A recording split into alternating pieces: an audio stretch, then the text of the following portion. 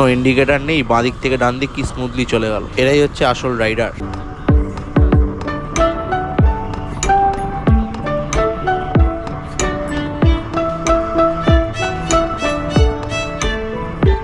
তো আমরা হুগলি সেতু ক্রস করলাম। তো এখনো পর্যন্ত 33 কিলোমিটার বাইক চালালাম, যার টাইম লাগলো 40 to 45 মিনিটস। তো লেফট সাইডে চলে যাচ্ছে হচ্ছে বোম্বে হাইওয়ে বা দীঘার দিকে। আর আমরা আজকে যাব স্ট্রেট, যেটা হচ্ছে দিল্লি হাইওয়ে। আমরা আজকে যে ধাবাটায় যাচ্ছি এটা হচ্ছে দিল্লি হাইওয়ের খুবই ফেমাস একটা ধাবা। গেস করতে পারলে কমেন্ট সেকশনে অবশ্যই জানাও।